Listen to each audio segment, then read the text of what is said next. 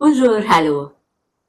Avez-vous déjà entendu parler du romaniste allemand Victor Klemperer et de son ouvrage LTI?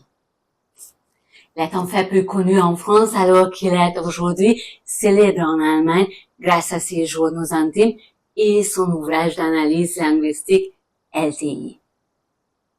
Klemperer a rédigé des journaux intimes pendant des décennies, y compris pendant les années du national-socialisme. Entretenir un journal intime sous une dictature était en soi une activité très dangereuse. Les nazis menaçaient de déporter immédiatement leur auteur dans des camps de concentration. De plus, Klemperer était d'origine juive et avait passé le Troisième Reich en Allemagne dans des maisons juives, des logements forcés semblables à des ghettos. Dans ses journaux intimes, il consignait jour après jour les restrictions qui rendaient son quotidien, sa vie entière, de plus en plus impossible. Et au-delà des lois et des descriptions du quotidien, il notait également un autre phénomène très intéressant, à savoir l'évolution de la langue. Dans cet environnement déterminé par la dictature et l'antisémitisme, certains mots ont commencé à prendre un autre sens, ils se sont déformés ou ont été délibérément utilisés différemment dans ce nouveau contexte. Après la Seconde Guerre mondiale, il a filtré ses remarques sur la langue dans son journal et les a publiées en 1947 sous le titre LTI, Lingua Tertii Imperii, la langue du Troisième Reich. Il a donc analysé non seulement le style et le choix des mots utilisés par Hitler dans ses discours, mais aussi le langage du peuple. Il s'agissait avant tout d'une langue simplifiée. Ce style de communication a toutefois contribué au succès d'Hitler. La nouvelle langue a été rapidement adoptée par le peuple car elle était facile à comprendre pour tous. Elle concerne non seulement la politique et le langage juridique, mais aussi l'art ou le sport et la vie quotidienne dans son ensemble. Cependant, il ne faut en aucun cas considérer les nazis comme des créateurs de langue, car ils ont très souvent repris des mots existants ou utilisés dans le passé et les ont employés dans un nouveau contexte. Cette nouvelle langue comporte avant tout des formations des mots, l'utilisation du préfixe ENT, par exemple entartet, dégénérer, ou entdunkeln, obscurcir. En fait, le mot s'appelait verdunkeln et pas entdunkeln. Une nouvelle formation était aussi la Gleichschaltung, égalité. Un mot qui donne en réalité l'impression du même esprit, mais qui désignait justement le contraire. On appelait ainsi les mesures qui remplaçaient le principe démocratique antérieur et le substituaient par le principe national-socialiste. Une autre méthode pour créer des mots consistait à leur donner un nouvel accent, une nouvelle connotation. Un exemple en est le mot Winterhilfe, aide hivernale, qui a en soi une connotation positive. Mais il n'a rien à voir avec une aide générale, car cette aide était réservée à certaines personnes, en aucun cas aux Juifs. Les Juifs, quant à eux, devaient, toujours dans le cadre de cette aide, contribuer à l'entretien des paysages, notamment en déblayant la neige, même s'ils étaient malades et surtout s'ils n'avaient pas de vêtements d'hiver.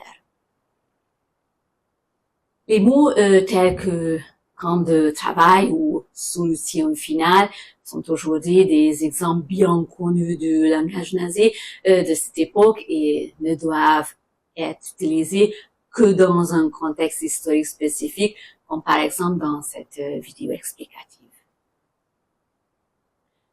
Les mots Auslandshörer, récepteur étranger, et Weltempfänger, récepteur mondial, pourraient également être classés parmi les mots ayant pris une nouvelle connotation. Il s'agit en fait d'appareils radio permettant d'écouter les émissions des alliés occidentaux. Il existait également des abréviations que les nazis aimaient utiliser et qui, dans l'usage actuel de la langue allemande, sont toujours considérées comme suspects, contrairement à la langue française qui aime les abréviations. La liste de ces abréviations est presque infinie, parmi lesquelles je ne citerai ici qu'un seul exemple, à savoir KZ. Une abréviation logique pour Konzentrationslager, camp de concentration, aurait été KL. Cette abréviation existait effectivement pendant la guerre coloniale anglaise contre les Boers. Au XXe siècle, on l'utilisait pour désigner les camps de l'Union soviétique, dans le Goulag, également une abréviation, et où l'on voulait utiliser une forme qui se démarquait de KZ. On observe également une forte tendance au mysticisme dans le langage du LTI. La foi jouait un rôle important, les églises ont été interdites, Dieu a été rejeté, mais pas la transcendance.